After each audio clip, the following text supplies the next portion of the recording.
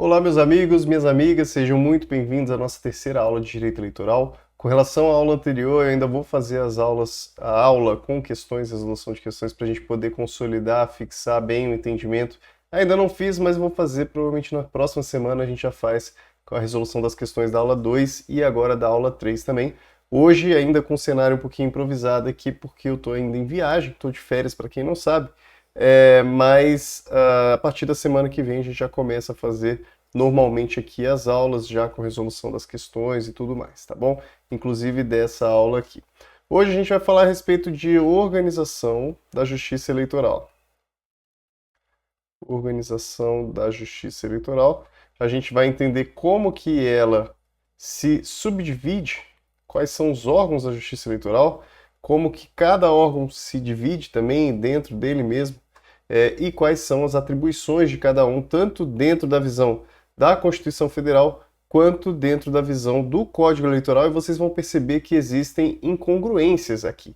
E a gente, claro, vai levar sempre em consideração aquilo que a Constituição Federal diz. A gente sempre leva em conta aquela pirâmide de Kelsen, e a Constituição Federal, estando acima do Código Eleitoral, acaba que alguns dos dispositivos do Código Eleitoral não foram recepcionados após essa Constituição Federal de 1988. Tá? O Código Eleitoral, para quem não sabe, é mais antigo do que a Constituição Federal, e a Constituição Federal ela recebeu ali o Código Eleitoral em status de lei complementar, porque a própria Constituição Federal diz que lei complementar irá regulamentar a organização da Justiça Eleitoral, e o Código Eleitoral naquele momento não era uma lei complementar. No entanto, existe um entendimento doutrinário e jurisprudencial que, quando você possui uma regra anterior à Constituição Federal, que materialmente, isso é, o conteúdo dela,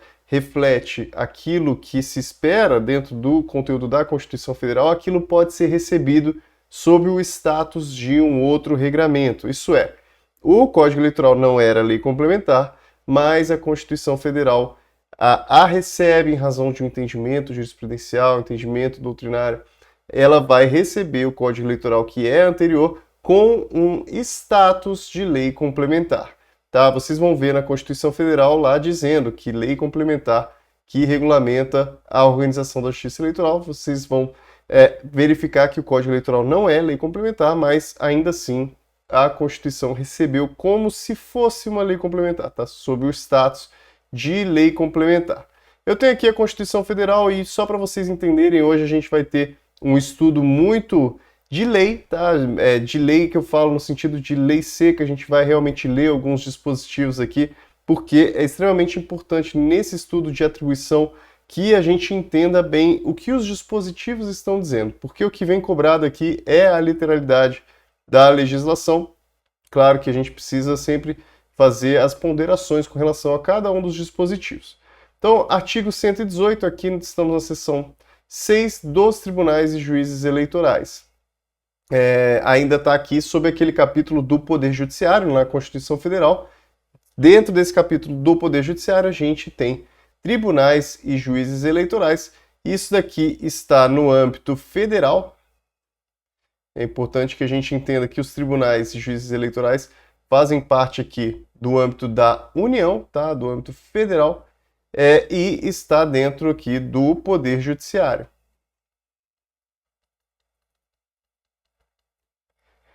Então, o artigo 118 diz que os órgãos da Justiça Eleitoral são 4, e é sempre importante a gente se lembrar a respeito desses 4 órgãos, porque muita gente se lembra apenas do TSE, muita gente se lembra do TRE, muita gente até se lembra dos juízes eleitorais, alguns não se lembram, até porque ele diz órgãos, né? Então a pessoa às vezes não se lembra dos juízes eleitorais, mas eles também são órgão da Justiça Eleitoral. E aí menos gente ainda se lembra das juntas eleitorais, até porque hoje em dia as juntas eleitorais praticamente têm pouquíssima atribuição prática, hoje, né? Nos dias atuais, até porque nós temos agora já quase tudo eletrônico, né? Em razão disso, a gente acaba que reduz muito a atribuição da junta eleitoral, mas ainda assim elas existem, elas atuam no dia da eleição. A gente vai conversar um pouco ainda sobre elas. Vamos continuando aqui. O TSE, como que ele se compõe, né? Isso aqui, a composição do TSE é muito importante, muito cobrado em prova. E aqui vamos tomar cuidado com alguns detalhes, porque ele diz compor-se-á no mínimo. Isso é, a Constituição Federal meio que traz uma possibilidade aqui do TSE ter mais do que 7 membros, né? Mas atualmente ele tem 7 membros. Decorem esse número, tá? 7 membros para o TSE. E decorem também que ele diz aqui no mínimo, né? Como se tivesse aqui uma possibilidade de ter mais do que 7 membros. Mediante eleição, primeiro, né? Vai existir essa seleção de 5 juízes do TSE. Uma questão interessante aqui que a gente vai conversar também é que ao longo do próprio Código Eleitoral, aqui a gente percebe que eles sempre tratam do TRE e do TSE, ele sempre fala de juízes, né? Os juízes que compõem o TRE, os juízes que compõem o TSE. Então é uma particularidade aqui da Justiça Eleitoral, do direito eleitoral, tratá-los como juízes, né? Juízes eleitorais, mas, claro, são os ministros e dentro do TRE nós temos lá os desembargadores, os juízes, enfim, mas eles são tratados como juízes do TRE, tá bom? Aqui uma questão interessante, então, que 5 são escolhidos mediante eleição pelo voto secreto. 3 deles, 3 juízes, são escolhidos no âmbito do STF. Então existe uma eleição, e aí lá no STF, essa eleição por voto secreto, 3 vão ser escolhidos. E 2 fazem parte do STJ. Percebam aqui que nós temos uma particularidade na Justiça Eleitoral, que é que a Justiça Eleitoral é composta por juízes que fazem parte de outros órgãos. Não existe um quadro de membros específicos do TSE ou específicos do TRE ou juízes eleitorais que fazem um concurso só para a Justiça Eleitoral. Não. Aqui nós temos algo diferente na Justiça Eleitoral que se chama a temporariedade, tá? Eles não costumam ficar aqui mais do que 2 anos, tá? 2 anos é o mínimo, e aí eles vão se revezando, a gente ainda vai conversar sobre isso, mas a tendência é que eles passem apenas um período ali, como um mandato mesmo, ali cumprindo esse período, e depois eles vão trocando essa determinação, esse cargo que eles desempenham. Então são 3 do STF, 2 do STJ. Por nomeação do presidente, aí a gente tem um outro tipo, uma outra maneira de escolher, que é nomeação do presidente da República. Então vamos tomar cuidado com quem escolhe, olha. Quem vai nomear é o presidente da República e quem vai indicar é o STF. O STF indica, o presidente da República que faz a nomeação, 2 juízes dentre 6 advogados. Então, STF indica 6 advogados e o presidente da República vai escolher 2 para serem também juízes do TSE. Lógico, aquela questão do notável saber jurídico, idoneidade moral, isso sempre, tá? Com relação a essas escolhas para os tribunais superiores. 2, então, fazem parte aqui de uma classe que não é de juízes propriamente ditos, né, que vieram lá do STF ou do STJ, né, não tem essa característica. Parágrafo único, o Tribunal Superior Eleitoral elegerá seu presidente, isso aqui também muito importante, parágrafo único. O TSE elegerá seu presidente e o vice-presidente dentre os ministros do STF. Então, um presidente de TSE vai ser sempre um ministro do STF.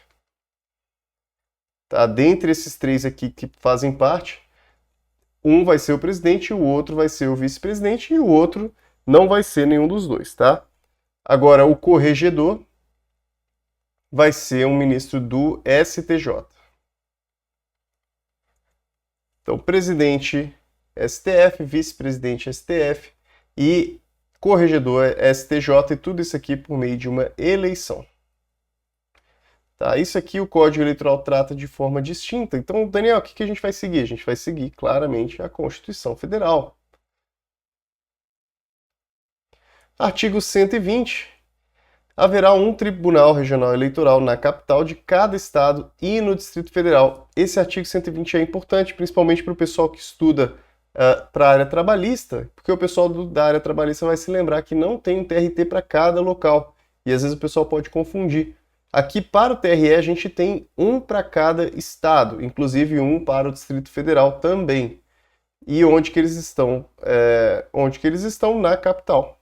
Aqui o próprio artigo já diz que eles estão na capital do estado e também na capital do Distrito Federal, que é Brasília. A gente tem um TRE para cada estado, a gente tem um TRE do Distrito Federal e a gente tem um TSE que está também na capital.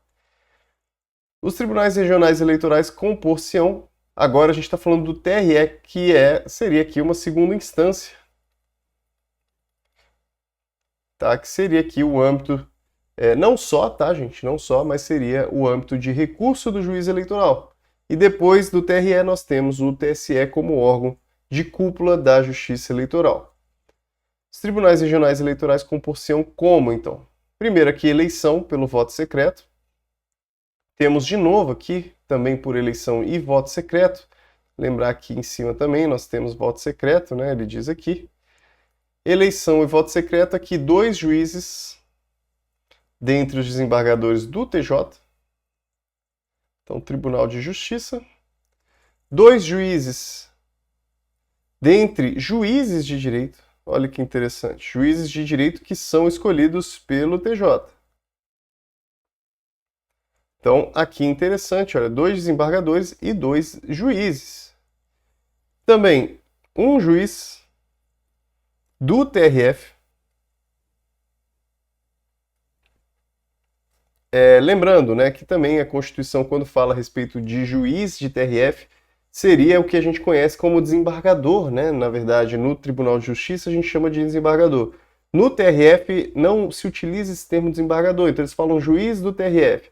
Mas aqui, na verdade, está falando desse juiz que compõe esse segundo grau da Justiça Federal, né, do TRF. Mas existe um detalhe importante aqui, porque ele diz que é um juiz do TRF que tem sede na capital. Então, vou dar como exemplo aqui o TRF que tem o Rio de Janeiro, né? Tem o Rio de Janeiro e Espírito Santo.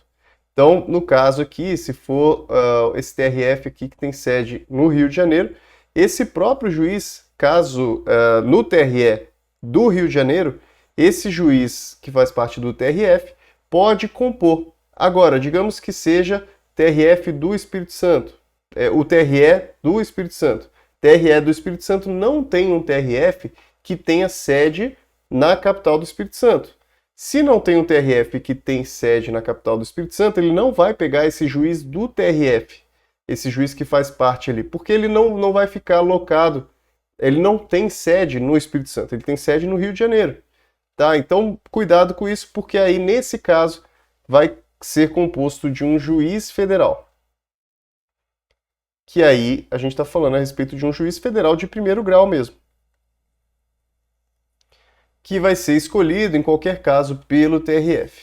Tá bom? Então, só para ficar claro, nós temos o TRE, só como exemplo aqui, né? O TRE do Rio de Janeiro e o TRE do Espírito Santo. E a gente tem um TRF, eu não lembro qual é o número, acho que é o 2. Esse TRF aqui, ele abrange o Rio de Janeiro e abrange o Espírito Santo. No entanto, ele tem sede no Rio de Janeiro. Então, todos os juízes do TRF, do Rio de Janeiro, lá, né, TRF2, salvo engano, eles vão ficar lá na sede que é lá no Rio de Janeiro, na capital. Então, eles não vão poder compor o TRE do Espírito Santo. Quem vai compor o TRE do Espírito Santo vai ser um juiz federal, que provavelmente já trabalha lá no Espírito Santo, inclusive. Porque isso aqui a gente está falando em segundo grau, né? Já no primeiro grau, claro que tem ali comarca, né? Tem local para eles trabalharem lá no Espírito Santo também. Agora, esse que nós falamos são por eleição. Então, só relembrando aqui, 2 desembargadores do TJ, 2 juízes de direito indicados pelo TJ, né? Escolhidos pelo TJ, um do TRF, e temos também, de novo aqui, 2 juízes dentre 6 advogados de notável saber jurídico indicados pelo TJ. Agora, cuidado, quem indica é o TJ e não o STF. Então, 2 advogados aqui também. Agora, um cuidado que a gente tem que ter aqui, embora a gente esteja falando de TRE no âmbito do Estado, né? Por exemplo, TRE São Paulo, TRE Rio de Janeiro, quem vai continuar nomeando é o presidente da República e não o governador. E por que que é isso? Porque, como eu falei com vocês, a Justiça Eleitoral é uma justiça federal, tá? Ela está no âmbito da União, é eleição, né? Eleição está dentro das atribuições, né, da competência da União. Então é uma justiça federal. Muito cuidado com isso. Então quem continua nomeando é o presidente da República e não o governador. Então segue a mesma regrinha lá dos advogados, do STF, do TSE. Então segue a mesma regrinha. O TRE elegerá seu presidente e o vice-presidente dentre os desembargadores. Aqui a gente pode fazer um paralelo lá com o STF, né? Aqui com o TSE, né, que faz escolha lá do STF. Aqui a gente vai fazer a escolha, o TRE vai fazer essa escolha do presidente e vice dentre os desembargadores do Tribunal de Justiça. Então a gente não vai ter um juiz de direito, presidente ou vice. E aqui um detalhe interessante que ele não fala nada a respeito do corregedor. A Constituição em si não fala nada a respeito do corregedor para o TRE.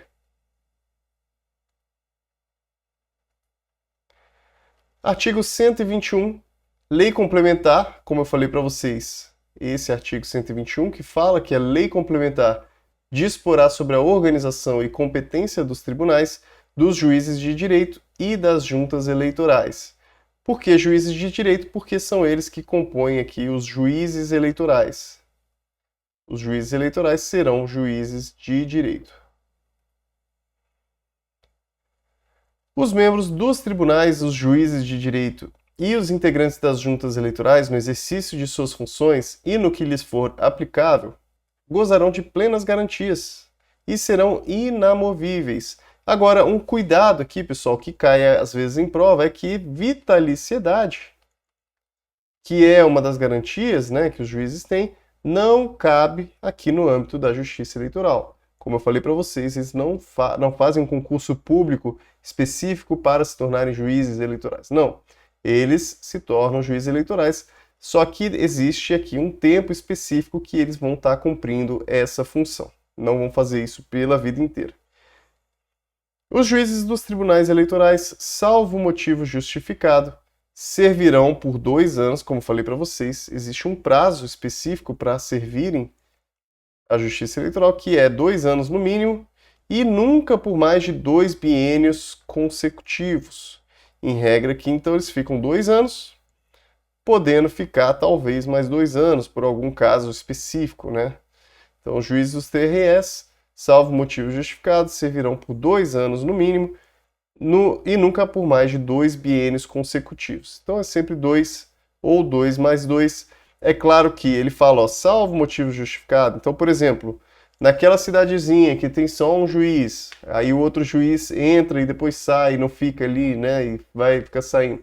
Às vezes, um juiz que fica naquele lugar lá, pode ser que ele fique assumindo a justiça eleitoral ao longo de, às vezes, 20 anos. Isso pode acontecer caso, por exemplo, não tenha um outro juiz para assumir aquela função. Então, saibam que existe sim a possibilidade dele ficar mais do que 4 anos, como diz aqui.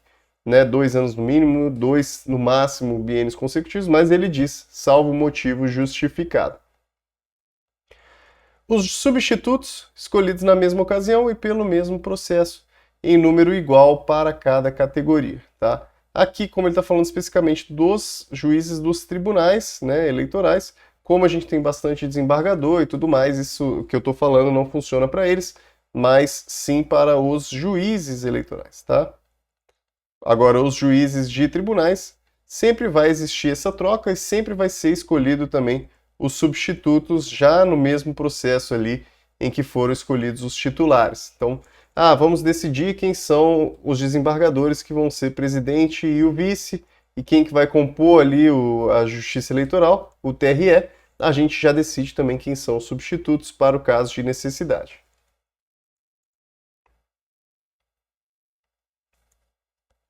São irrecorríveis as decisões do TSE. salvo as que contrariarem esta Constituição e as denegatórias de habeas corpus ou mandado de segurança. Esse parágrafo terceiro cai bastante, né, muito frequente.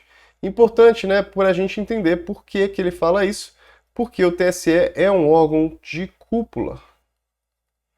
Ele é um órgão de cúpula, ele é um tribunal superior, tal qual o STJ. Aqui a gente está falando de um órgão de cúpula, só que especializado, né? Igual o TST nós temos para trabalhista, aqui a gente tem o TSE para eleitoral. Ele é um órgão de cúpula, em regra, as decisões dele não cabem recurso, tá? Ele já é o topo do topo. Agora, claro, se contrariar a Constituição, aí é outro caso, né? Contrariou a Constituição, aí vão caber os recursos ali, né? Vão caber alguns recursos. E agora com relação à denegação de habeas corpus, em razão da importância desses remédios constitucionais, né, e mandado de segurança também, ele também traz essa possibilidade desses outros dois. Então, Constituição, habeas corpus, HC e mandado de segurança. Constituição Federal, HC e MS. Lembrem-se disso.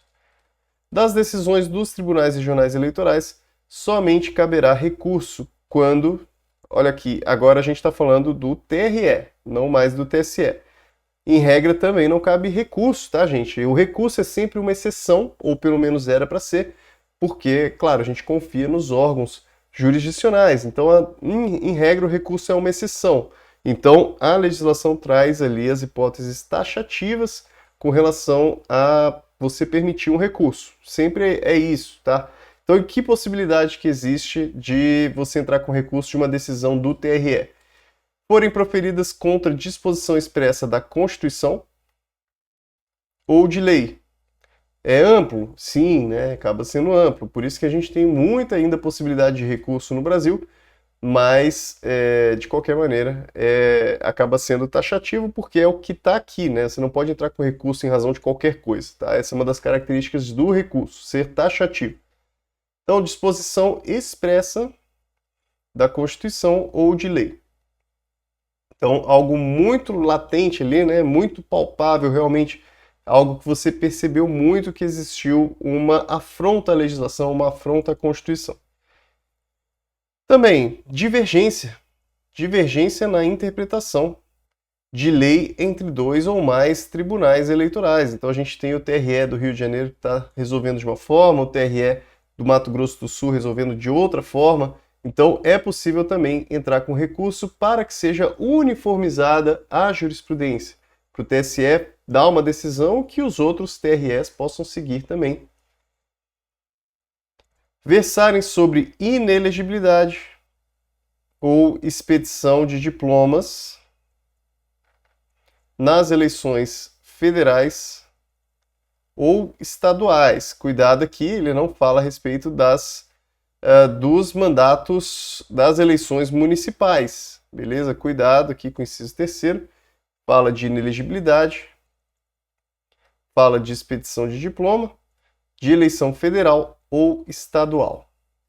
Tá? Esse é o cuidado, aqui ele não fala sobre municipal e nessas questões específicas de inelegibilidade e diploma. E essas duas questões são bem importantes, né? Inelegibilidade ou expedição de diploma, porque elas tratam diretamente ali da eleição, né, de quem foi eleito mesmo, de exercer o mandato, né? A pessoa pode ou não exercer o mandato em razão de inelegibilidade, ou aqui em questão relacionada à expedição de diploma. Então a importância dessas matérias, por isso que cabe recurso nesses casos, e federal ou estadual, né, municipal, não entrou aqui no jogo, né? E uma questão realmente, uma decisão política, não quiseram incluir o municipal no caso. Anularem diplomas ou decretarem a perda de mandatos eletivos. Aqui o mesmo caso do de cima, né, em razão da importância da matéria, que é a questão do diploma, de anular diploma, ou então decretar a perda de mandato. Então é o mesmo motivo do de cima, né, matérias que a Constituição Federal considerou importantes para poder entrar com recurso. Então, diploma é também o mesmo caso de ser federal ou estadual. Denegarem habeas corpus também aqui em razão do conteúdo. Conteúdo, a Constituição Federal considerou que era muito relevante que é HC, mandado de segurança, habeas data e também mandado de injunção. São os remédios constitucionais, porque aqui, pessoal, em regra, quando a gente está discutindo esses assuntos, a gente está discutindo matéria constitucional. Lógico, no fundo ali, né, a matéria de fundo, a gente está sempre discutindo uma matéria constitucional, porque são remédios constitucionais. Então, mal ou bem está ferindo algo relacionado à Constituição, a gente pode sim ainda ter algum recurso relacionado. Só peço para vocês tomarem cuidado, né, não confundir essa questão aqui do recurso, né, do recurso para HC, MS, HD e MI, com relação a esse caso específico que a gente falou aqui em cima. Deixa eu voltar aqui.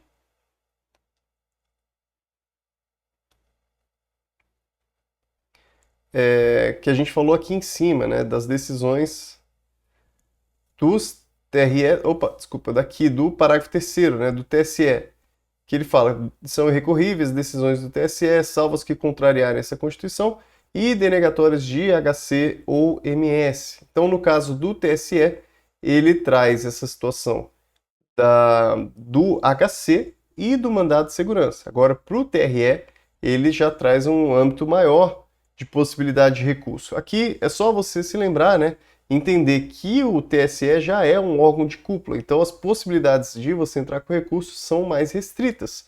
Para o TRE, as possibilidades de recurso são mais amplas porque ele não é o órgão de cúpula. Se você lembrar dessa maneira, você vai se lembrar que existem mais hipóteses de recurso com relação às decisões do TRE do que as do TSE, tá bom? Dessa maneira fica fácil de você se lembrar, e aí é só você se lembrar dos remédios constitucionais que você estuda em direito constitucional. Agora a gente precisa trabalhar também a parte do Código Eleitoral, né? Porque aí é extremamente importante vocês entenderem também essa questão do Código Eleitoral. Deixa eu colocar aqui para vocês na tela.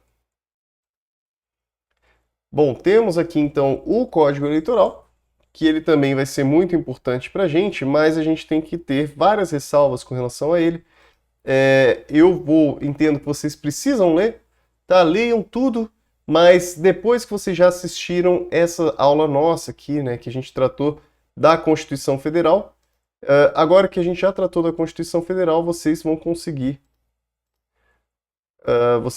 ter uma interpretação muito mais acertada aqui desse estudo do Código Eleitoral. Inclusive, eu não vou trabalhar com vocês todos os artigos do Código Eleitoral, a gente tem aqui meio que um programa para a gente poder trabalhar, e dentro desse programa não trago a leitura de todos os artigos, porque eu não acho necessário e eu acho que pode confundir vocês. Mas leiam, tá? Leiam mesmo, sabendo que algumas coisas que estão sendo trazidas ali já não estão mais atualizadas. É importante que vocês leiam tudo para ver como que isso está sendo trazido dentro da lei seca. Mesmo que você lendo e pense assim, isso já não vale mais, tá? É importante fazer isso. Daniel, de que artigo até que artigo? Vocês vão ler do artigo 12 em diante até o artigo, até o artigo 41 do Código Eleitoral. Podem ler tudo aqui. Durante uma partezinha que ele vai falar também sobre o Ministério Público Eleitoral. A gente ainda não estudou essa parte, a gente vai estudar a partir das próximas aulas. A gente trata a respeito do MP eleitoral, como que ele atua. Então vamos lá, pessoal, dos órgãos da Justiça Eleitoral também no Código Eleitoral, como eu falei para vocês, ele foi recebido como lei complementar, em razão lá do artigo 121 da Constituição Federal, ele é considerado aqui uma norma complementar, né? Então, até mesmo para fazer qualquer tipo de alteração no Código Eleitoral seria necessário uma lei complementar, tá? Caso o Congresso fosse modificar aqui esse código. Então vamos lá, pessoal, aqui eu vou começar a falar com vocês a partir do artigo 14, parágrafo 2º. Ele diz o seguinte: os juízes afastados por motivo de licença, férias e licença especial de suas funções na Justiça Comum ficarão automaticamente afastados da Justiça Eleitoral pelo mesmo tempo, né, tempo correspondente, exceto quando, com períodos de férias coletivas, coincidir a realização de eleição, apuração ou encerramento de alistamento, que são os períodos mais críticos da Justiça Eleitoral. Os períodos mais críticos da Justiça Eleitoral são eleição, apuração e encerramento de alistamento. Isso é, período da eleição ela já entra desde lá da escolha da convenção partidária até a expedição dos diplomas, então já inclui inclusive a apuração da eleição. E aqui incluindo também o encerramento do alistamento que ocorre nos anos eleitorais, ali em maio, tá bom? Então esse período, caso exista férias coletivas na Justiça Comum, ele não vai coincidir os dois períodos de afastamento, mas em regra, se ele está afastado na Justiça Comum, ele fica afastado na Justiça Eleitoral também, tá? Isso automático. Então o juiz comunicou a gente que está de férias, entra o substituto dele já automaticamente, tá bom? Da homologação da respectiva convenção partidária, homologou então convenção até a diplomação, então o período da eleição, né? Em resumo, o período da eleição, e nos feitos decorrentes do processo eleitoral, então as ações que decorreram daquela eleição não poderão servir como juízes nos TREs, né, nos tribunais eleitorais, ou como juiz eleitoral, quem, né, cônjuge, parente, consanguíneo ou por afinidade, até o segundo grau de candidato a cargo eletivo registrado na circunscrição. Então, o cara lá está tentando se eleger, né? O cara está tentando se eleger e o juiz é ali um parente do cara, ou então é cônjuge da pessoa, ou é um parente até segundo grau. Ele não pode trabalhar como juiz eleitoral daquele caso, tá bom? Então ele vai ter que ser substituído nesse caso. Percebam, né? O que eu acho interessante e importante a gente memorizar aqui é o grau que existe de parentesco. O grau de parentesco é o segundo grau. De certa maneira, existe aqui acaba sendo meio que possibilitando alguns casos meio que inusitados, né? Porque se você permite o terceiro grau, nós temos aqui, por exemplo, né? Nós temos o juiz, né? Aqui o juiz, primeiro grau, o pai do juiz, né? O pai do juiz. Nós temos aqui o avô do juiz, que seria o segundo grau. Terceiro grau, o tio do juiz. Então, no caso, o tio do juiz, se ele é, por exemplo, um candidato, o juiz pode continuar atuando, né? É o que diz o parágrafo 3º, já que diz que é até o segundo grau. Tá bom? Então, vamos tomar um cuidado com relação a isso. Porque aí nós acabamos tendo essas situações interessantes aqui, né? Que é só até o segundo grau. A maior parte normalmente da legislação sempre diz terceiro grau e aqui ele diz segundo grau. Aqui ele traz algumas situações específicas, né? Parágrafo 3º, com redação dada pelo artigo 4º, tal, da Lei 3.165. Juiz eleitoral como parte em ação judicial, impedimento de membro de tribunal regional eleitoral para desempenhar a função eleitoral perante circunscrição em que houver parentesco com o candidato a cargo eletivo, enfim, alguns impedimentozinhos, mas é importante a gente lembrar da literalidade do parágrafo 3º. Artigo 15. Os substitutos dos membros efetivos dos tribunais eleitorais serão escolhidos na mesma ocasião e pelo mesmo processo, em número igual para cada categoria. É aquilo que a gente já leu na Constituição Federal. Agora, artigo 16 vai falar da composição do TSE, a gente não vai ler, é mais importante que a gente entenda aquela composição que está sendo trazida na Constituição Federal. Parágrafo 1º diz que não podem fazer parte do TSE cidadãos que tenham parentesco, entre si parentesco, ainda que por afinidade até o 4º grau, seja o vínculo legítimo ou ilegítimo, excluindo-se neste caso o que tiver sido escolhido por último. Então, agora, estamos falando do TSE e de quem que pode participar do TSE. Isso aqui para permitir que haja, como são poucos membros, né, são 7 membros em regra no TSE, imagina que eles ainda tivessem um parentesco entre si. Praticamente você já estava definindo os casos ali, né? A família estaria decidindo todos os casos do tribunal. Então nós temos essa limitação aqui que até o quarto grau não pode haver parentesco entre os juízes. E aí por que eu falei para vocês lembrarem aquele até segundo grau? Para vocês não confundirem com essa disposição aqui com relação à composição do próprio tribunal. Tá? Então aqui a gente está falando de composição do tribunal, que entre si os membros não podem ter afinidade até quarto grau. O outro não, a gente está falando de quem julga e de quem está tentando ser eleito, de quem julga e candidato. Eles não podem ter parentesco de segundo grau, tá bom? Então cuidado para não confundir as duas disposições. A nomeação de que trata o inciso 2º deste artigo não poderá recair em cidadão que ocupe cargo público. Aqui, pessoal, ó, ele está falando a respeito da nomeação dos advogados que vão compor lá o tribunal. Então a nomeação deles não pode recair em cidadão que ocupe cargo público, de que seja demissível ad nutum. São aqueles cargos que a gente conhece por cargo de comissão. Cargo em comissão é aquele que ele tem uma decisão política por trás. Alguém colocou ele ali e ele é meio que existe um apadrinhamento político ali, né? Claro. Então quem está nessa situação não será escolhido.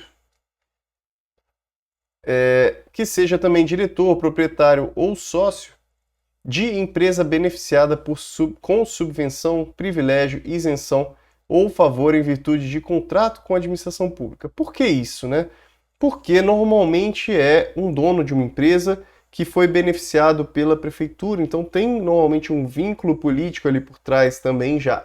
Ele já está mais inclinado a beneficiar aquela gestão política, tá? Então ele já teve algum contrato, alguma coisa específica ali com a administração pública, ele tem uma tendência maior a beneficiar aquela administração pública. Ou também quem exerce mandato de caráter político. O cara já está atuando ali politicamente, ele atua politicamente, não pode também ser escolhido para também exercer aqui o mandato, né? Exercer esse período dentro do tribunal. Existe uma situação específica aqui que o TSE permitiu que a pessoa, olha, para tomar posse no cargo de juiz, na classe de advogados, poderia, né, até o período ali, até o momento de fato ali ser nomeado, olha, ele fala, estará condicionada à comprovação pelo candidato nomeado da exoneração de cargo público demissível ad nutum. Então ele está falando, ó, para o cara poder assumir, ele precisa comprovar que ele foi já exonerado daquele cargo público demissível ad nutum. Tá um pouco questionável, né, essa decisão, porque ainda meio que não impede que exista essa afinidade com aquele agente político, tá? Porque ele de fato exerceu durante um período aquele benefício. Mas de qualquer maneira a pessoa também não pode ser prejudicada para sempre em razão de ter assumido um cargo em comissão. Então assim, uma área meio cinzenta, um pouco complexa.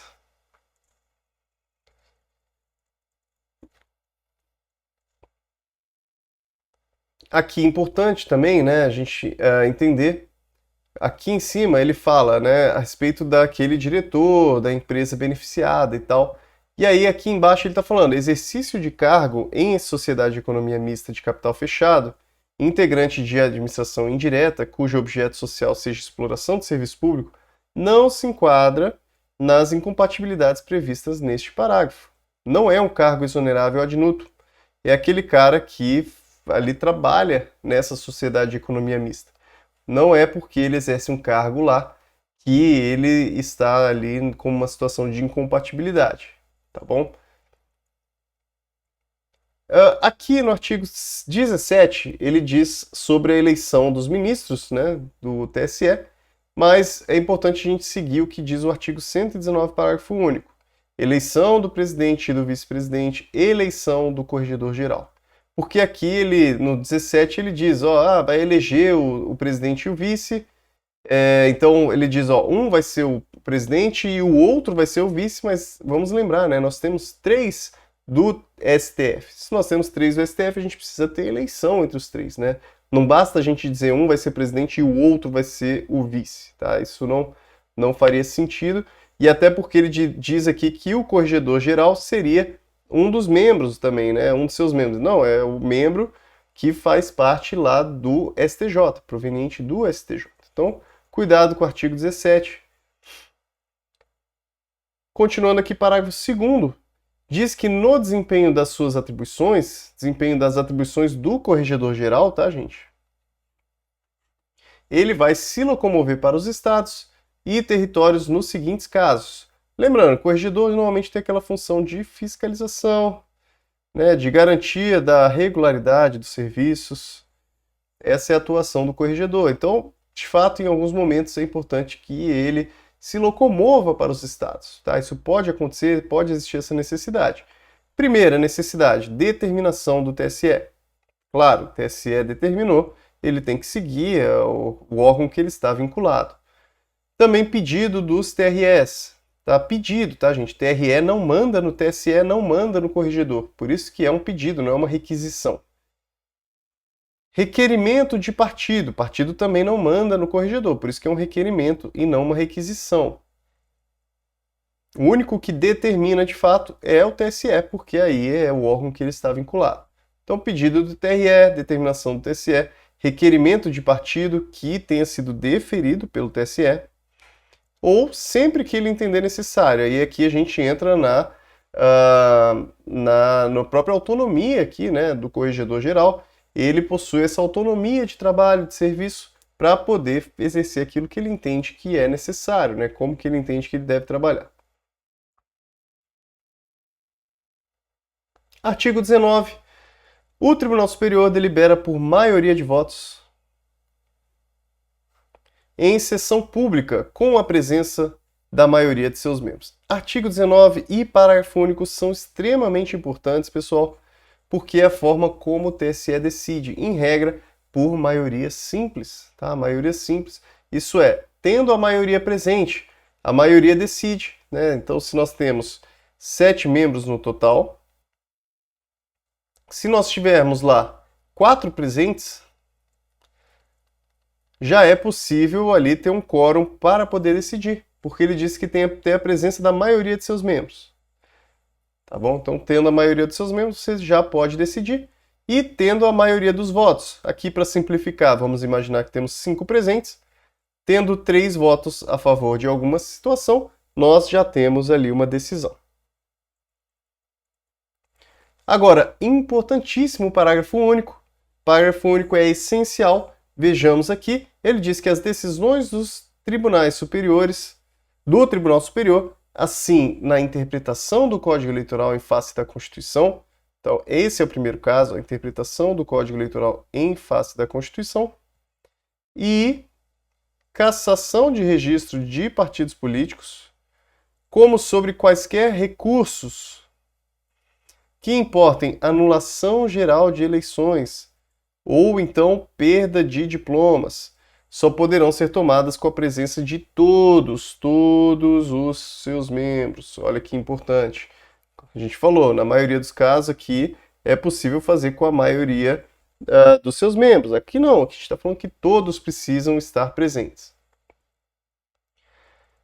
Agora, isso aqui a gente está falando a respeito de quórum, tá, pessoal? Quórum. Isso é, os 7 precisam estar lá presentes. Outra coisa é o quórum de decisão, né? A gente ainda precisa da maioria para votar, tá? Não precisa ser uma decisão unânime, tá? Mas precisam todos estar presentes. Se ocorrer impedimento de algum juiz, será convocado o substituto ou o respectivo suplente.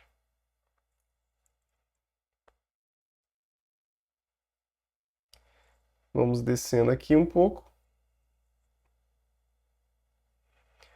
Agora, competência do Tribunal Superior. Muito importante a gente começar a estudar isso daqui. A competência do Tribunal Superior Eleitoral. Processar e julgar originariamente. É muito importante que você leia tudo isso, tá, gente? Isso daqui é muita decoreba mesmo, quando a gente fala a respeito de competência. A maior parte é uma decoreba que, ao longo do tempo, vocês vão entendendo um pouco melhor, à medida que vão estudando direito eleitoral. Mas, a princípio, é uma grande decoreba, tá? Então, mas vamos ler juntos aqui para a gente poder pegar alguns detalhes específicos. Primeiramente, então, o registro e também cassação de registro. De que partido político? dos seus diretórios nacionais e de candidatos à presidência e vice-presidência da República. Então, candidatos também à presidência e vice-presidência da República. Gente, muito importante, questão de registro de partido, cassação de registro de partido, isso é feito pelo TSE. E também a responsabilidade para candidatos de presidente e vice-presidente da República também faz parte da competência do TSE.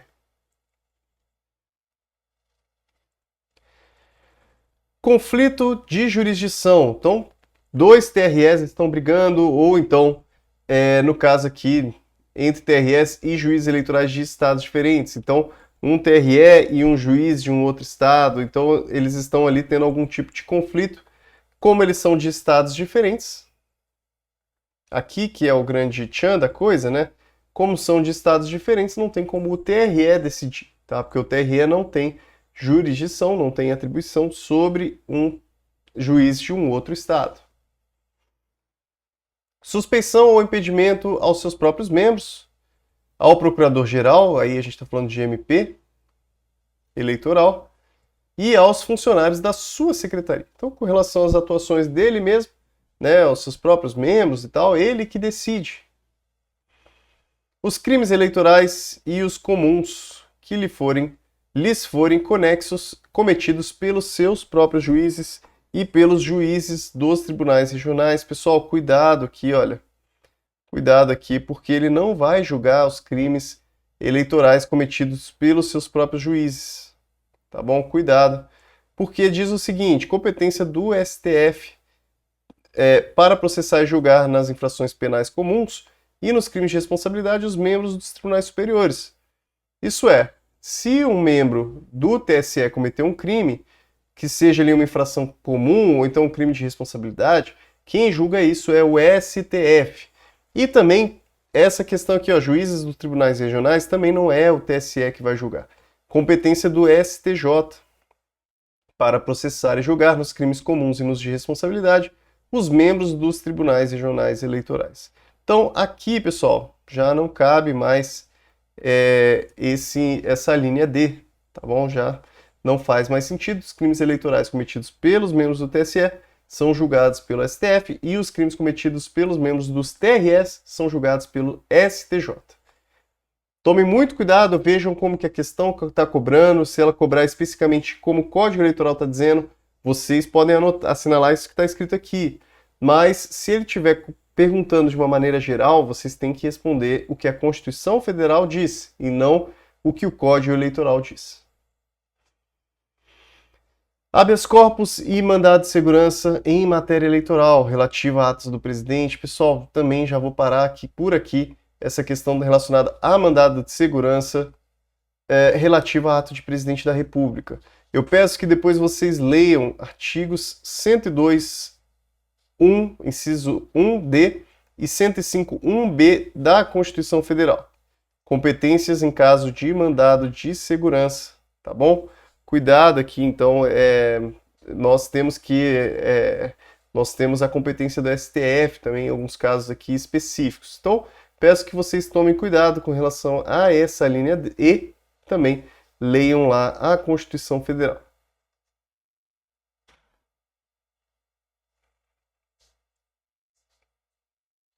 Deixa eu baixar aqui.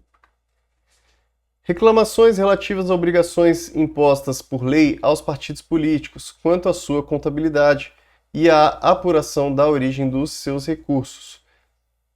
Então, aqui tudo bem, né? Competência do TSE, reclamação relativa à obrigação imposta por lei. Então, estão reclamando da obrigação da lei aos partidos políticos quanto à sua contabilidade e apuração da origem dos seus recursos. As impugnações à apuração do resultado geral, proclamação dos eleitos, expedição de diploma na eleição de presidente, como a gente viu, presidente e vice-presidente da República, nós colocamos aqui relacionado ao TSE. Pedido de desaforamento dos feitos não decididos nos TRS dentro de 30 dias da conclusão ao relator. Então demorou demais para decidir, vai ser aqui no TSE que vão pedir, é quase como se fosse um recurso, tá? Quase como se fosse esse pedido de desaforamento, né? Então ele demorou muito para decidir, eles pedem no TSE. E quem pode formular isso aqui é o partido, é o candidato, é Ministério Público ou parte. Reclamações contra os seus próprios juízes. Então, relacionado aos seus próprios juízes, eles que decidem que no prazo de 30 dias a contar da conclusão não houverem julgados feitos a eles distribuídos. Então, mais ou menos a mesma situação anterior do desaforamento, só que como o TSE, que é ali, né, o órgão final, né, de cúpula, ele que vai decidir com relação aos próprios casos dele. Então, demorou mais de 30 dias, a partir da conclusão, é no próprio TSE que isso é julgado.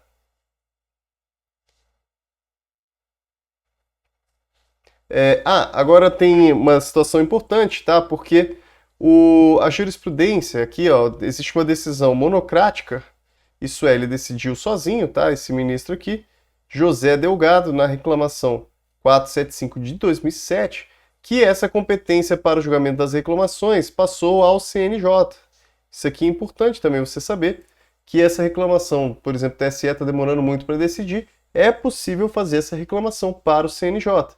Porque se você fizer no próprio TSE, a chance disso surtir algum tipo de efeito é praticamente zero. Então existe essa possibilidade de fazer para o CNJ. É claro que, em razão da legislação, a própria legislação diz, você pode fazer no TSE também, mas isso vai ser meio que inefetivo, né? A ação rescisória nos casos de inelegibilidade. Desde que intentada dentro do prazo de 120 dias de decisão irrecorrível, possibilitando-se o exercício do mandato eletivo até o seu trânsito em julgado.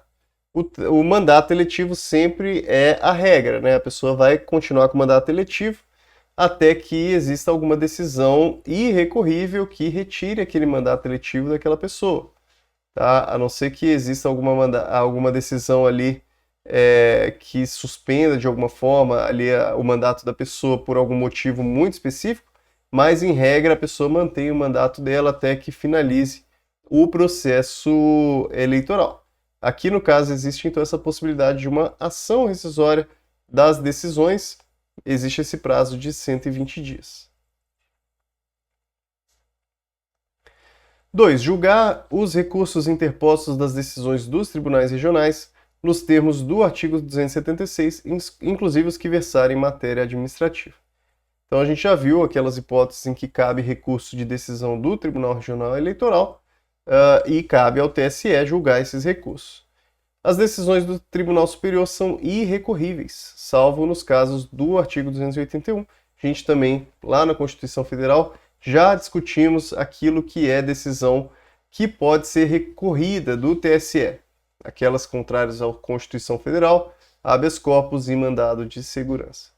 Compete ainda privativamente ao Tribunal Superior. O que mais que ele pode fazer? Agora são competências mais relacionadas a administrativo. Elaborar o seu regimento interno, né? Então ele faz a sua própria organização normativa, organizar a sua secretaria e a corregedoria geral, propondo ao Congresso Nacional a criação ou extinção dos cargos administrativos e a fixação dos vencimentos, provendo-os na forma da lei, questões administrativas. Conceder aos membros licença e férias, assim como afastamento do exercício dos cargos efetivos. Aprovar o afastamento do exercício dos cargos efetivos dos juízes dos tribunais regionais eleitorais. Aqui é importante, olha, aprovar, tá, gente? Isso é, esse afastamento já tinha sido decidido, né? Na verdade, ele vai fazer uma aprovação. Afastamento do exercício dos cargos efetivos dos juízes eleitorais, dos juízes dos tribunais regionais. Propor a criação de tribunal regional na sede de qualquer dos territórios. Então, no caso que haja território, atualmente não temos, né? Propor ao Poder Legislativo o aumento do número de juízes de qualquer tribunal eleitoral, indicando a forma desse aumento. Aqui interessante, pessoal, a gente fala a respeito da Constituição, competência para alteração do número de membros dos tribunais inferiores, Enfim, na verdade, atualmente, a ausência de previsão de aumento do número de membros dos tribunais regionais eleitorais, porque não se refere à composição mínima. Né? O artigo 120, parágrafo 1º, não traz que o mínimo do TRE seja 7 membros. Na verdade, traz que o do TSE, o mínimo é 7 membros. Fixar as datas para as eleições de presidente e vice-presidente da República. Importante essa questão da fixação de datas, porque a Constituição Federal já traz a respeito disso, né? Então, isso daqui a gente vê que a lei, a própria Constituição já vai trazer a fixação de data para eleição presidencial, federal, estadual e municipal. Mas caso não tivesse, seria o TSE que fixaria isso, com relação aos órgãos aqui da eleição geral, tá bom? Quando em relação ao prefeito, vereador, ele não fala aqui nada. Também é importante que ele também não fala nada de deputado estadual.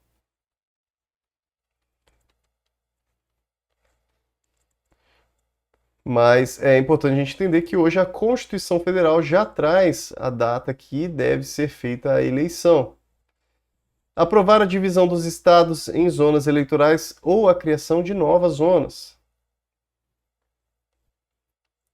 Então, ele aprova isso, né? Ele aprova essa divisão.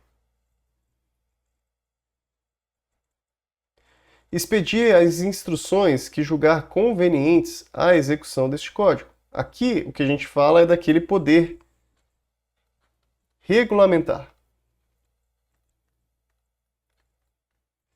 O TSE vai fazer instruções que vão permitir uma melhor execução do Código Eleitoral, o que é importante que a gente entenda que essas instruções devem seguir a lei, né? Eles não estão acima da lei, tá bom? Cuidado com isso.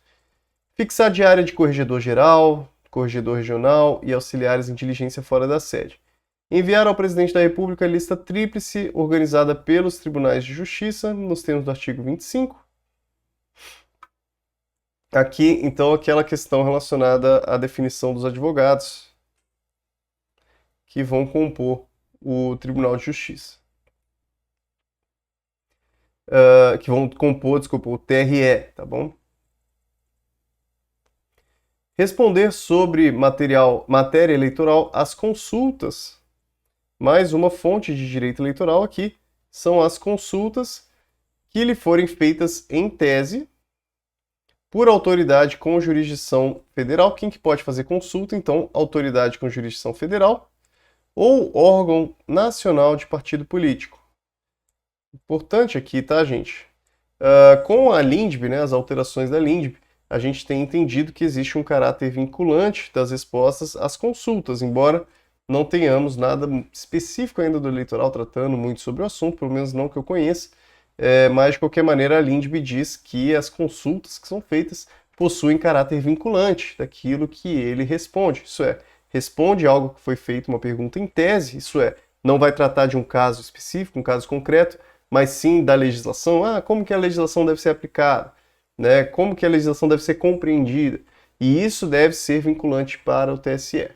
Pelo menos é o entendimento que tem sido dado pela maioria da doutrina atualmente, embora ainda seja algo meio que questionável, porque a alteração da LINDB é recente. Autorizar a contagem dos votos pelas mesas receptoras nos estados em que essa providência for solicitada pelo Tribunal Regional respectivo. Requisitar força federal necessária ao cumprimento da lei, de suas próprias decisões ou das decisões dos tribunais regionais que o solicitarem, e para garantir a votação e a apuração. Aqui, se necessário, né, essa questão da força federal, se necessário, tá, gente? Porque em regra a gente tem uma atuação também da Polícia Civil, né? Todas as polícias dos estados também elas acabam atuando bastante, mas havendo necessidade, é possível que seja requisitada essa força federal para cumprir as decisões, para cumprir a lei, dali dos próprios também tribunais regionais e do próprio TSE também.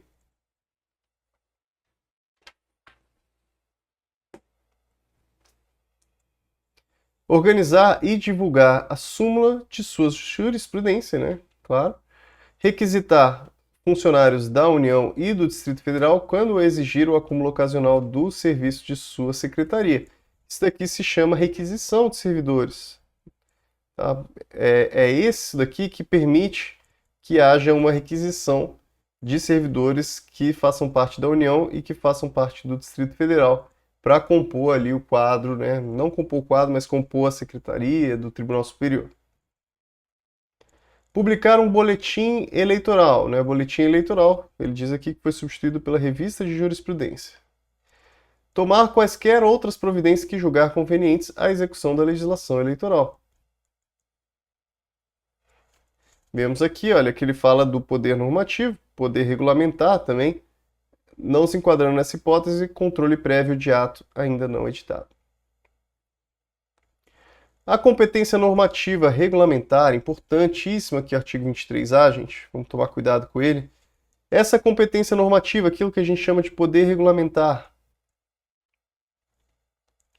prevista no parágrafo único do artigo 1º e no inciso 9º do caput do 23, restringe-se, ele é restrito, ele é um poder regulamentar restrito, tá, gente? A matérias especificamente autorizadas em lei, né? Ele está restrito à lei, ele não cria nada.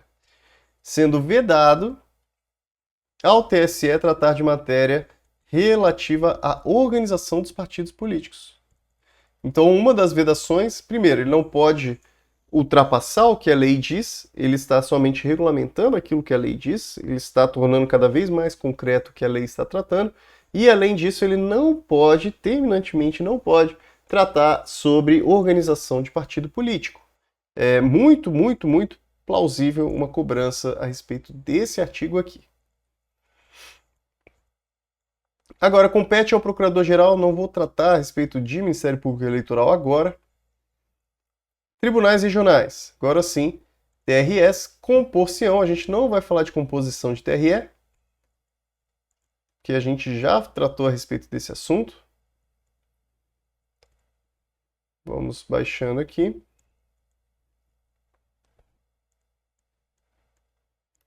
Eu vou tratar direto da atuação do TRE.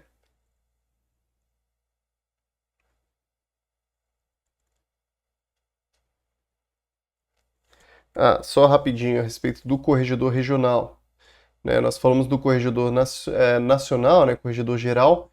Agora, corregedor regional, que aí ele está vinculado ao TRE, ele vai por determinação não só do TRE, que seria a lógica, né? Se seguisse a mesma lógica lá de cima, mas também do TSE, indicando que o TSE está acima do TRE, né? Que é um órgão que está acima. Também pedido dos juízes eleitorais, requerimento de partido, deferido pelo TRE, e também sempre que entender necessário. Aqui, como eles deliberam, por maioria dos votos, a mesma coisa, e presença da maioria dos seus membros. Agora, ele trata aqui, olha, abaixo, no caso de impedimento e não existindo quórum, será o membro do tribunal substituído. Perante o TRE e com recurso voluntário para o TSE, qualquer interessado poderá arguir a suspeição de seus membros, do procurador regional ou de funcionários de sua secretaria, assim como dos juízes e escrivães eleitorais, nos casos previstos na lei e tal. Falando um pouquinho a respeito de suspeição, né, pedindo a suspeição dos membros, mas nada para a gente se preocupar agora. O que eu acho importante a gente observar é o parágrafo 4º. Ele diz: as decisões dos tribunais regionais sobre qualquer ação, quaisquer ações que importem cassação de registro, anulação geral de eleições ou perda de diplomas somente poderão ser tomadas com a presença de todos os seus membros. Cassação de registro, anulação geral de eleições ou perda de diplomas. Tá? Isso aqui, então, nós temos uma repetição, né, de lá de cima. Olha, cassação de registro, anulação geral de eleições ou perda de diplomas. Vou subir aqui rapidamente, só para a gente tratar, para verificar a correspondência com a do TSE. Temos aqui, olha, anulação geral de eleições, né, aqui, perda de diplomas e também cassação de registro. Agora, um cuidado, só que ele diz cassação de registro de partidos políticos, tá? Cassação de registros políticos e também interpretação de Código Eleitoral em face da Constituição. Então nós temos quase que uma correspondência com relação aos dois, mas como o TSE possui ele dá a palavra final com relação à interpretação do Código Eleitoral, nós vemos que aqui do Código Eleitoral com relação à Constituição, né, essa decisão precisa de uma decisão, precisa do quórum total, né, precisa de todos os membros lá para poder decidir, e cassação de registro político, de partido político, é feita no TSE, tá? Em razão disso, que também nós não temos essa correspondência para o TRE. Então, só para deixar aqui escrito, ó, as decisões do Tribunal Superior, assim, na interpretação do Código Eleitoral em face da Constituição. Então, Constituição Federal. Cassação de registro de partido. Também nós temos os recursos, tá, gente? Recursos. Quais recursos? Os que importam em anulação geral de eleição. É aquela que anula a eleição como um todo. Também a perda de diplomas. Perda de diploma. Quando a gente vem aqui para o TRE, deixa eu voltar aqui. Quando a gente vem aqui para o TRE, a gente já fala, não está falando de recursos, né? Está falando de ações. Lá ele fala recursos. Nós temos essas ações. Primeiro, cassação de registro. Porque se você caça o registro de alguém, por exemplo, aquela pessoa, ela invariavelmente vai acabar perdendo o mandato dela, né? Caso ela tenha sido eleita. Também anulação geral de eleições. Aí a gente segue a mesma coisa. E a perda de diplomas. Tá? Então, a única alteração é porque não faz parte aqui da atribuição do TRE fazer essa decisão final do Código Eleitoral com relação à Constituição. Isso é feito pelo TSE, por isso que não faz parte desse âmbito aqui. E cassação de registro de partido político também não faz parte da atribuição do TRE. Por isso que ele não traz essas situações aqui no parágrafo 4º, falando sobre o TRE. Então, cuidado com essas especificidades. Vamos direto para o artigo 29. Competência do TRE. Atribuição, né? Processar e julgar originariamente. Registro e cancelamento do registro de diretórios estaduais e municipais. Aí, partido, a gente está falando de registro de estadual e municipal, né? Não é o nacional. Também de candidatos a governador, vice-governador e membro do Congresso Nacional.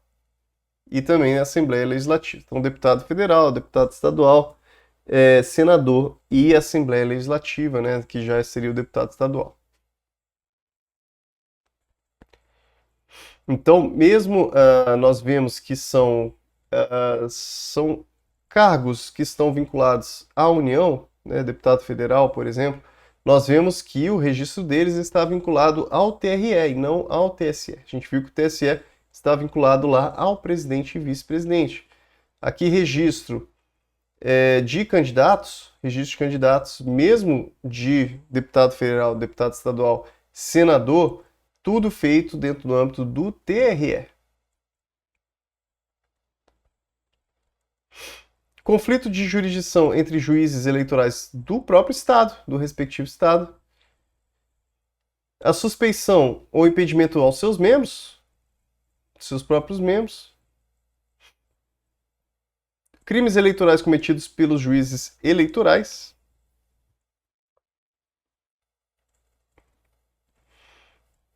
Habeas corpus ou mandado de segurança, né? Então nós temos aqui HC e mandado de segurança em matéria eleitoral, contrato de autoridades que respondam perante os tribunais de justiça por crime de responsabilidade e em grau de recurso, os denegados ou concedidos pelos juízes eleitorais.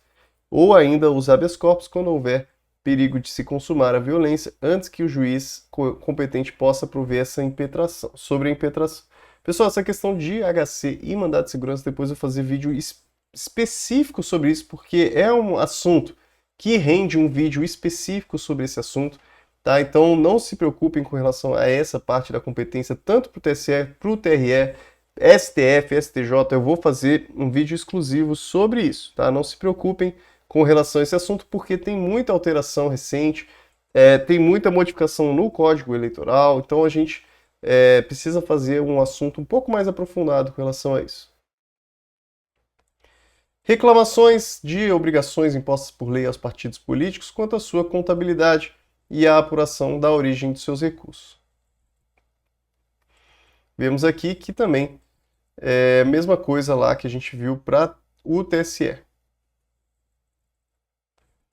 Os pedidos de desaforamento dos feitos não decididos pelos juízes, aí agora os juízes. Antes a gente viu lá que TSE com relação ao TRE, agora TRE com relação aos juízes. Mesma coisa, 30 dias. Julgar recursos interpostos do que? Atos e das decisões proferidas pelos juízes. Ele está acima dos juízes e acima das juntas eleitorais com relação a recursos. Das decisões dos juízes eleitorais que concederem ou denegarem habeas corpus ou mandado de segurança. Então, concedeu, denegou HC ou mandado de segurança, cabe aqui ao TRE julgar o recurso. As decisões dos tribunais regionais são irrecorríveis, em regra, né? Salvo no caso do 276, em regra são irrecorríveis as decisões. Compete ainda privativamente, aí agora administrativo, a gente está falando. Regimento interno, organizar a secretaria, né? Conceder aos membros licença e férias. Fixar a data, agora também, claro que a Constituição já traz agora, tá, gente? Mas ele aqui, se não tivesse, ele fixaria a data de governador, vice-governador, deputado estadual, prefeito, vice-prefeito, vereador e juiz de paz. Caso a Constituição não traga, né?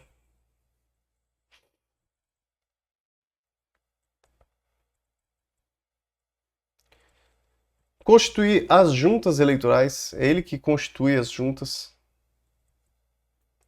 e designa a respectiva sede e jurisdição. Isso aqui é feito então no âmbito do TRE e não no âmbito dos juízes eleitorais. Indicar ao TSE as zonas eleitorais ou sessões em que a contagem dos votos deva ser feita pela mesa receptora. Então, pessoal, essa questão de contagem de votos hoje em dia é muito diferente, tá? Hoje em dia já não segue muito bem isso que diz o Código Eleitoral, então a gente vai fazer várias ressalvas ainda com relação a esse assunto, mas é um assunto mais para frente que a gente vai fazer. Apurar com os resultados parciais enviados pelas juntas eleitorais os resultados finais. Então, quem faz essa apuração dos resultados finais é o TRE.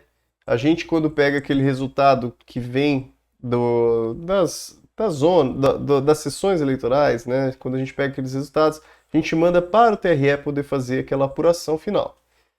Então ele apura com os resultados parciais enviados pelas juntas eleitorais os resultados finais das eleições de governador, vice-governador, membros do Congresso Nacional, são aqueles que ele é responsável, né? E expedir os respectivos diplomas, remetendo dentro do prazo de 10 dias após a diplomação ao TSE, cópia das atas de seus trabalhos.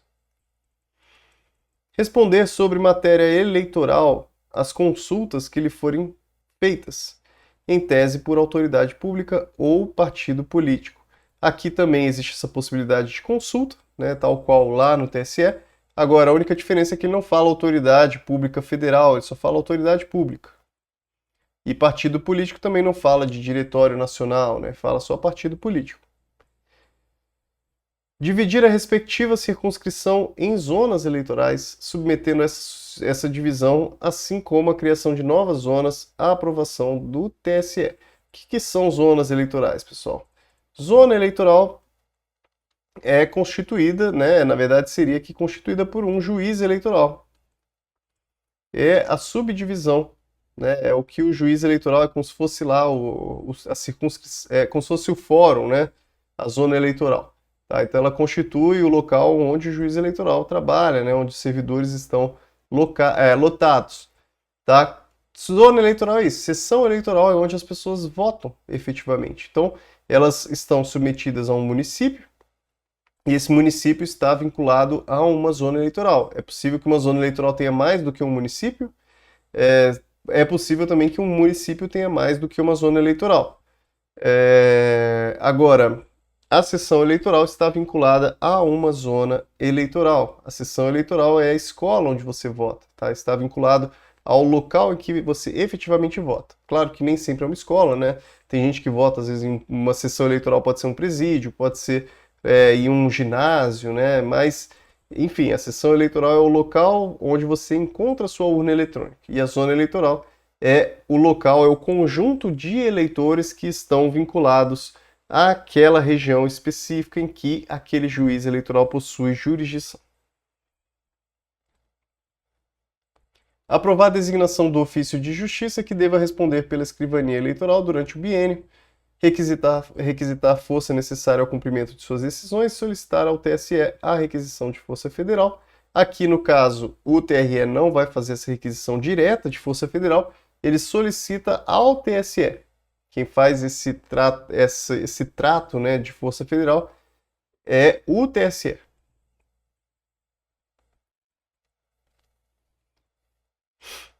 Autorizar no Distrito Federal e nas capitais dos estados ao seu presidente e no interior aos juízes eleitorais a requisição de funcionários federais. Olha aqui a possibilidade de requisição, né, de servidores. Lá na TSE a gente viu a requisição de servidores federais.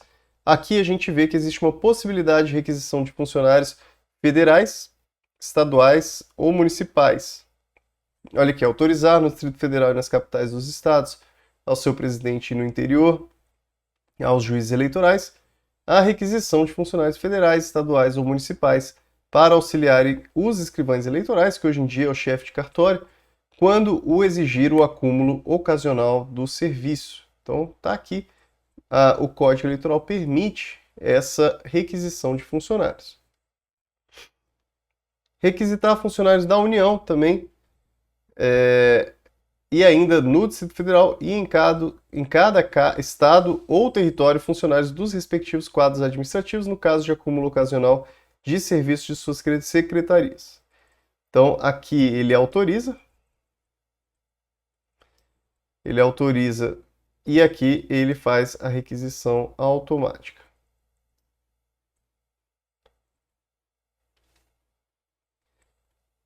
Aplicar as penas disciplinares de advertência e suspensão aos juízes eleitorais.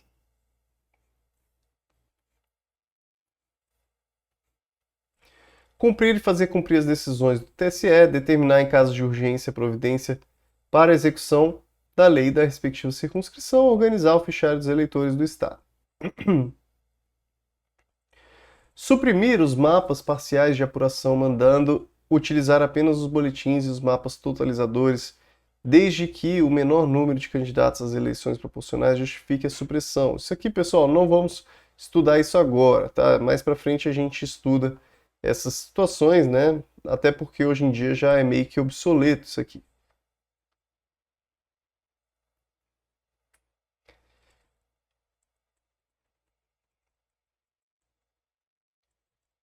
Vamos lá, então, juízes eleitorais. Cabe a jurisdição de cada uma das zonas eleitorais a um juiz de direito. Então, quem vai ser o juiz eleitoral é um juiz de direito. É o cara que está lá vinculado ao Tribunal de Justiça, né? E ele atua naquela cidade. Cabe a jurisdição, então, a esse juiz de direito em efetivo exercício e, na falta dele, ao substituto legal.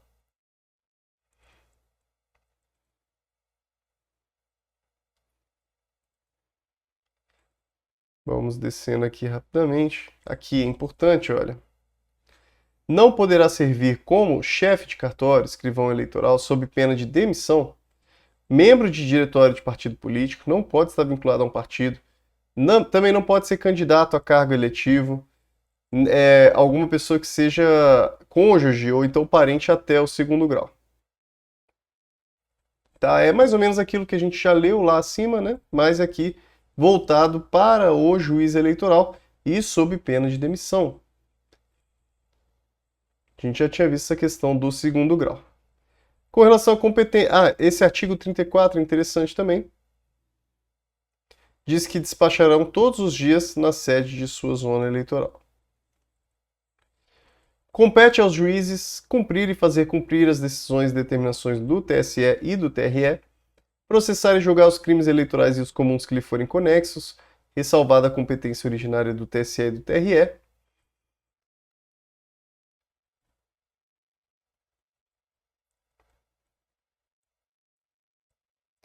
Decidir a HC e mandado de segurança em matéria eleitoral, desde que essa competência não esteja atribuída privativamente à instância superior. Normalmente, os juízes eleitorais falam assim, ó, se não está vinculado aos outros, é você, né? O que sobrou é seu.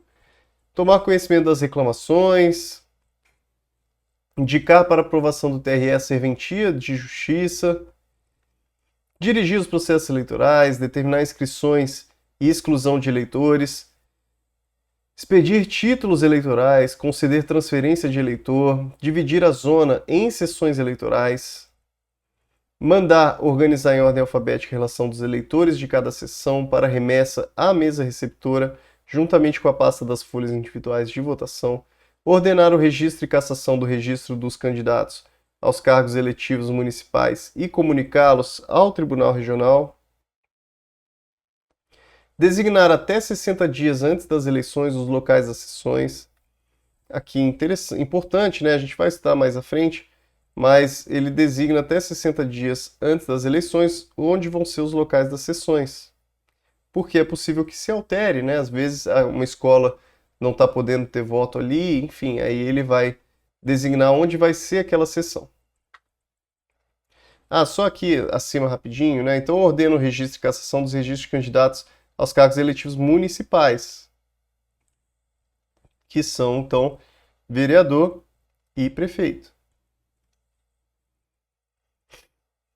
Nomear também 60 dias antes, em audiência pública, pelo menos 5 dias de antecedência, os membros das mesas receptoras. Então, vai ter uma audiência pública anunciada pelo menos 5 dias de antecedência, vai definir ali quem são os membros das mesas receptoras. Que são os mesários, né? Os mesários ali, primeiro mesários, os secretários.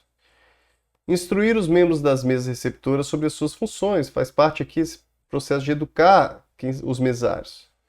Providenciar para a solução das ocorrências que se verificarem, todos os problemas que acontecem lá na mesa receptora de votos, tomar todas as providências ao seu alcance para evitar os atos viciosos das eleições. Então, todos os problemas que acontecerem ao longo das eleições, ele tem que tomar as precauções e as providências caso ocorram os problemas. Fornecer aos que não votaram por motivo justificado e aos não alistados, por dispensados do alistamento, um certificado que os isente das sanções legais. Então, seria aqui aquelas pessoas que justificam, né? Aquelas pessoas que não votaram por qualquer motivo, que realmente estavam isentos de votar. O juiz eleitoral ele garante que aquelas pessoas tenham alguma certidão, enfim, alguma coisa que os isente das sanções. Comunicar até 12 horas do dia seguinte à realização da eleição ao TRE e aos delegados de partidos credenciados o número de eleitores que votarem em cada uma das sessões, bem como o total de votantes da zona. Isso aqui também, pessoal, hoje em dia já é obsoleto, né, nesse sentido, porque hoje em dia é tudo já automático pelo sistema. Das juntas eleitorais. Agora, importante, a gente já está próximo do fim, tá, pessoal? Juntas eleitorais agora. Artigo 36. A junta eleitoral normalmente é o órgão que o pessoal acaba se esquecendo muito, mas ela é responsável pela apuração dos votos, tá? Ela que faz a organização de todo aquele material que vem das sessões eleitorais, todo aquele material, aquelas boletins de urna, tudo aquilo vem e são as juntas eleitorais que organizam atualmente. Antigamente elas ainda tinham uma função mais importante de contagem mesmo de votos e tudo mais. Hoje em dia já isso se tornou meio que desnecessário, porque acaba sendo tudo muito automático, né? Mas de qualquer maneira elas ainda continuam existindo dentro do âmbito do Código Eleitoral e na prática ainda continuam existindo realmente. Então, como que se compõe a junta eleitoral? Um juiz de direito, que vai ser o presidente. Normalmente vai ser o próprio juiz eleitoral, né, gente? Mas pode ser que não seja, né? De acordo aqui com o artigo 36. mas em regra, né, normalmente vai ser. Além do juiz eleitoral, o juiz de direito, nós temos também 2 ou 4 cidadãos. Ah, Daniel, mas por que não 3? Porque nós precisamos manter um número ímpar, né, caso exista algum tipo de problema, porque nós temos os 2 cidadãos mais o juiz, nós temos um número ímpar. Ou então nós temos 4 cidadãos mais o juiz, nós temos também um número ímpar.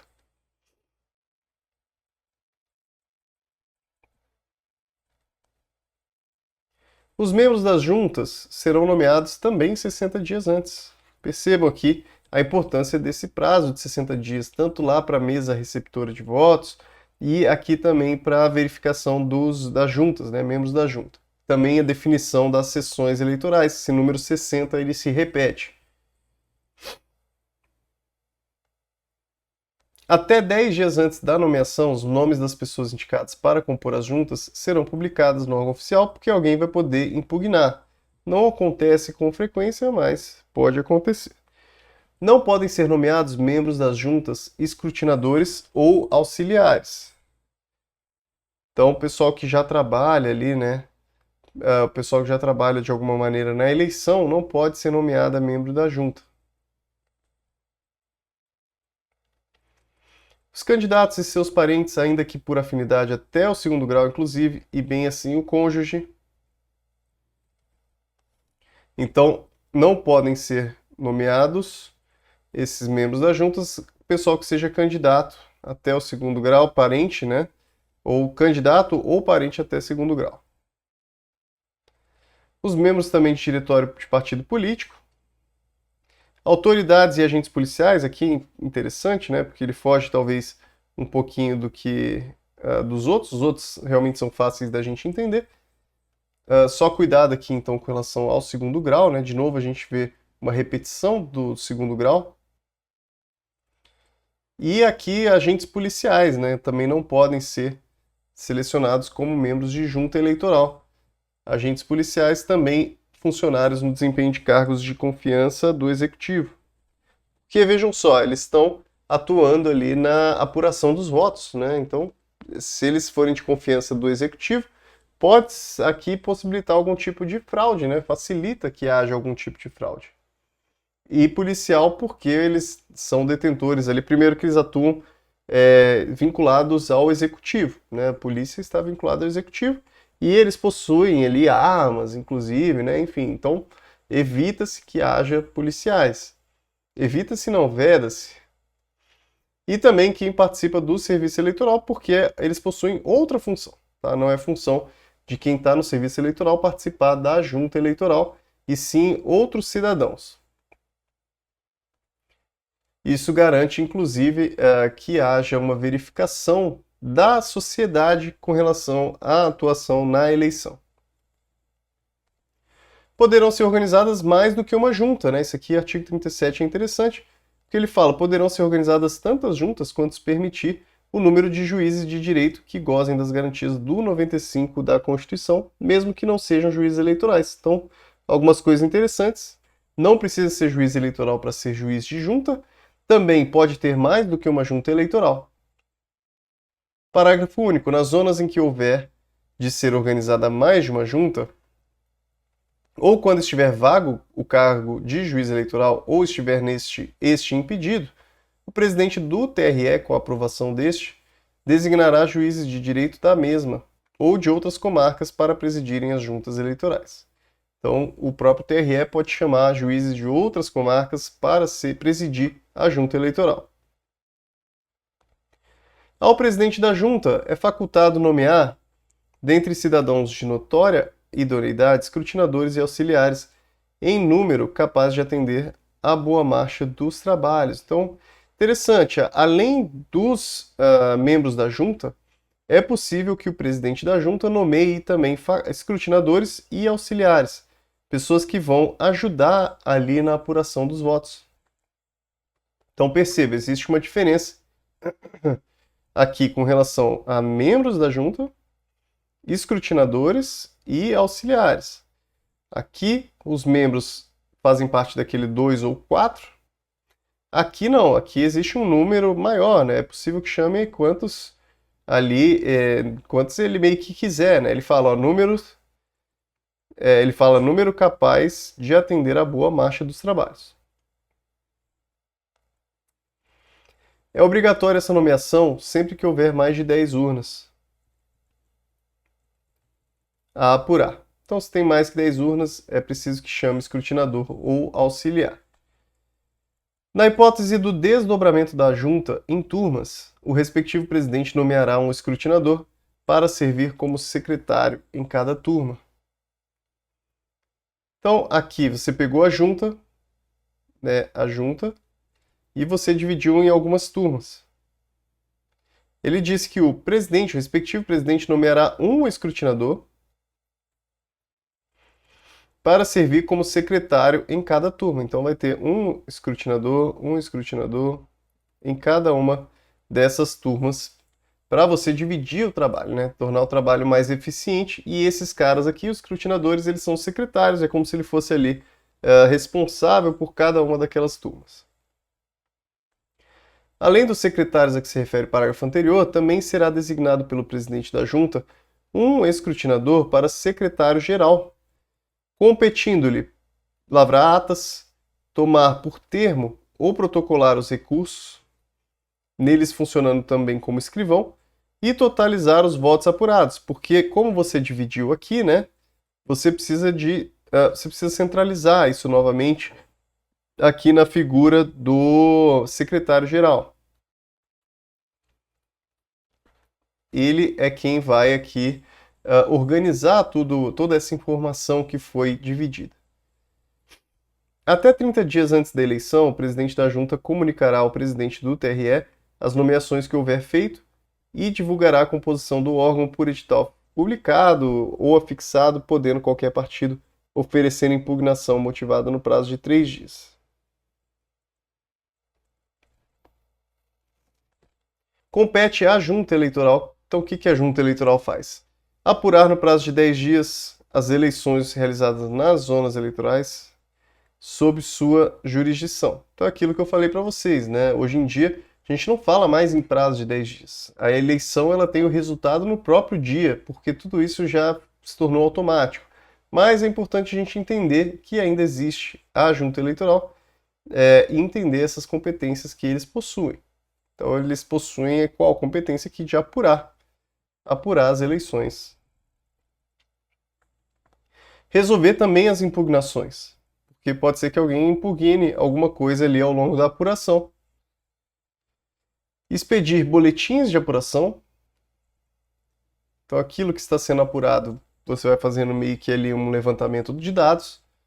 Expedir diplomas. Essa aqui é uma atuação importante, olha. Expedir diploma aos eleitos. Então, o diploma é igual quando você se forma, né, em uma faculdade. É realmente um documento dizendo, ó, você é detentor do cargo tal, você se tornou vereador, ou você é o suplente número tal. Nos municípios onde houver mais de uma junta eleitoral, quem expede diplomas será aquela presidida pelo juiz eleitoral mais antigo.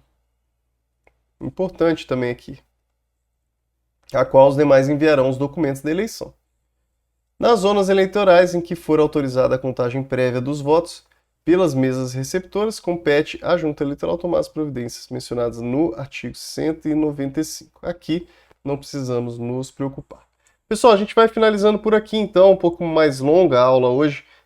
Como eu falei para vocês, depois a gente vai fazer essa resolução de questões para a gente poder consolidar bem o entendimento a respeito desse assunto. E aí eu já vou colocar questões tanto da aula 2 quanto agora da aula 3.